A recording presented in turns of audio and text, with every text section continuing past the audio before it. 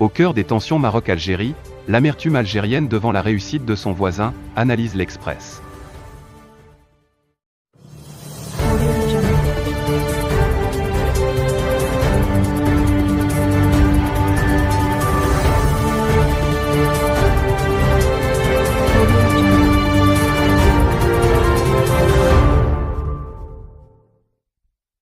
Dans une chronique publiée le 1er février 2022 pour le journal français L'Express, Frédéric Ancel, maître de conférences à Sciences Po Paris et professeur à la Paris School of Business, apporte son précieux éclairage sur les dessous de la rupture des liens diplomatiques entre Rabat et Alger. Comment expliquer la rupture des liens diplomatiques avec Rabat ? Interroge l'auteur d'une chronique publiée hier, mardi 1er février 2022, dans l'hebdomadaire français L'Express. Par l'amertume algérienne devant la réussite de son voisin, répond d'emblée Frédéric Ancel à cette question. Le ton est donné, et ce maître de conférence à Sciences Po Paris va s'évertuer dans son analyse à brosser la chronologie d'une brouille, qui n'en est pas à ses prémices entre deux voisins, majoritairement arabes et musulmans, que l'on qualifie parfois, souligne-t-il, de frères ennemis en raison de lourds contentieux les ayant déjà menés au bord de l'affrontement. Et l'auteur de rappeler que ces tensions, qui ne datent pas d'hier, se sont de tout temps accompagnées de reproches et de revendications, qui proviennent surtout d'Alger qui, en 2021, a fermé unilatéralement sa frontière et rompu des relations diplomatiques avec Rabat.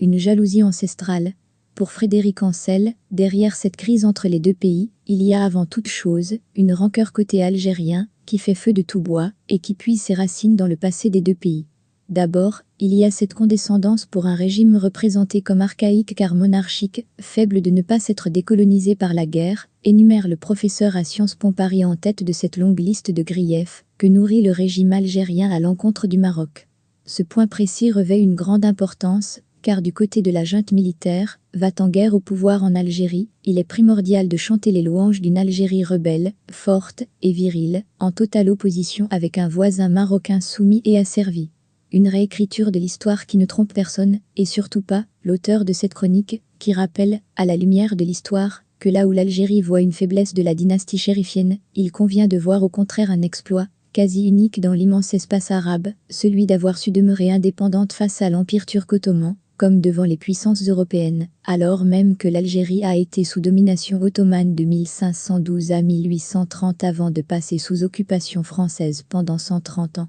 Pendant ce temps-là, le Maroc lui a incarné un simple protectorat, rappelle Frédéric Ancel, pendant un demi-siècle seulement, et ce, jusqu'au retour de la pleine souveraineté en 1956. En réponse à cette histoire et cette identité non assumée, le régime d'Alger adopte donc une posture à la fois viriliste et victimaire, analyse l'auteur. L'instrumentalisation du conflit israélo-palestinien et du Polisario.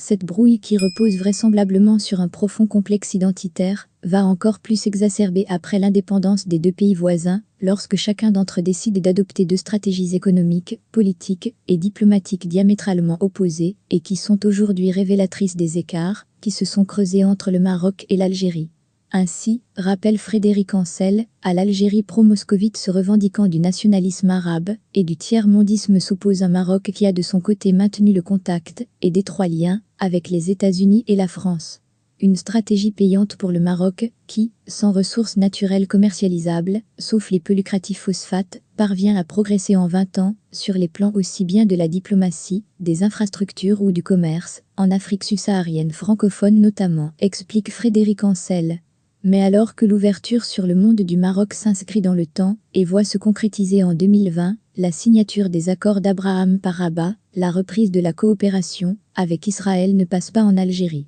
Derrière cette haine viscérale que nourrit le régime d'Alger pour ce qu'il qualifie d'entité sioniste, il y a un problème identitaire et social que la junte tente de masquer en instrumentalisant le conflit israélo-palestinien. En effet, le choix opéré par Mohamed VI de reconnaître non plus seulement symboliquement, mais aussi constitutionnellement, en 2016, les constantes arabes, juives, amazighes et hassanides du Maroc exaspère le pouvoir algérien, analyse et pour cause, cette reconnaissance d'un Maroc multiculturel, qui prône la richesse de sa diversité, s'oppose ici encore à un pays qui revendique une narration étato-nationale et arabe, qui n'a jamais réglé socialement ni culturellement sa propre question berbère, et craint un nouveau printemps kabyle d'une ampleur inégalée. Cette peur de la révolte de la rue algérienne est d'autant plus forte que les mauvais choix économiques, politiques et diplomatiques du régime en place sont parvenus à plomber un pays pourtant riche en hydrocarbures. De l'affaiblissement économique et diplomatique du pays après son rejet de l'apprentissage du français, au fanatisme religieux directement importé d'Égypte, avec l'arabisation de l'Algérie en passant par un système économique rentier, dirigiste et corseté par le FLN et l'armée, autant de mauvais choix, dont la population algérienne est la première victime, et que le régime tente de masquer en recourant à un jusqu'au-boutisme, dans l'intransigeance inopérante sur le conflit israélo-palestinien.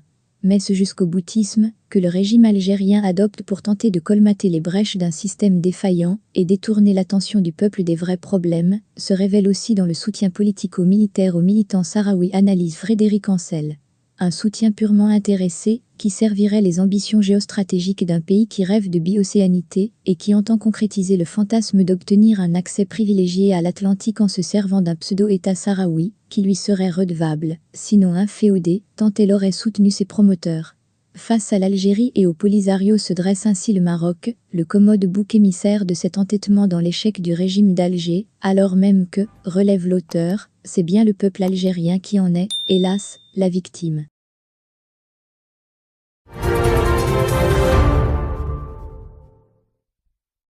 Réouverture des frontières, les conditions pour entrer au Maroc, à compter du 7 février.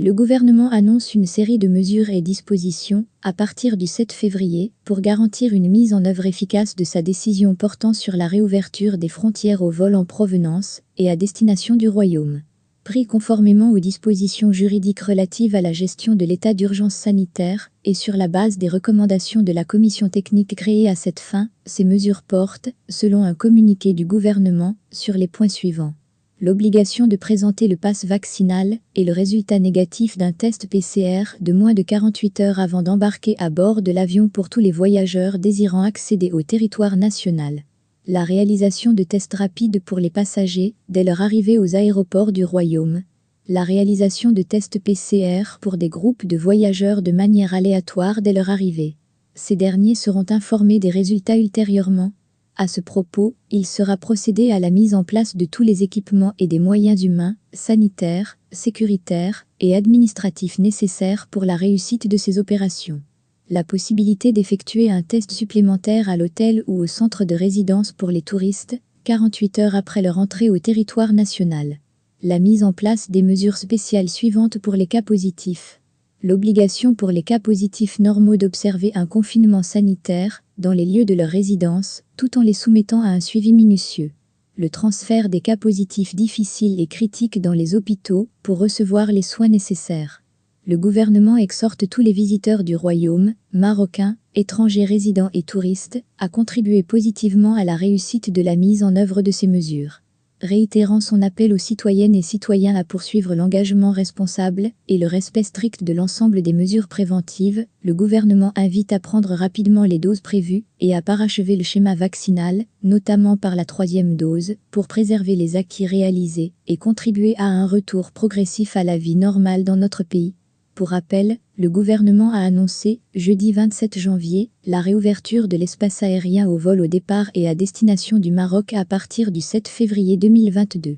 Cette décision a été prise conformément aux dispositions juridiques relatives à la gestion de l'état d'urgence sanitaire et suite aux recommandations de la commission scientifique et technique, et en prenant en considération l'évolution de la situation épidémiologique dans le Royaume. Plusieurs compagnies aériennes, dont Royal Air Maroc et Air Arabia, ont annoncé dans la foulée de cette décision la reprise de leurs vols réguliers au départ et à destination du Maroc. L'Office national des aéroports du Maroc a, de son côté, annoncé avoir instauré un plan à même d'accueillir les vols aériens et les passagers dans les aéroports du Royaume dans les meilleures circonstances, en leur assurant un parcours et un accueil dans des conditions sanitaires optimales. Ces mesures concernent aussi bien la zone de départ que la zone d'arrivée, via un renforcement accru des opérations de nettoyage des installations aéroportuaires, l'installation de distributeurs de gel désinfectant dans les différents points de l'aéroport, celle de plaques en plastique dans les desks d'enregistrement, le port obligatoire du masque par les passagers et l'ensemble des usagers des aéroports, entre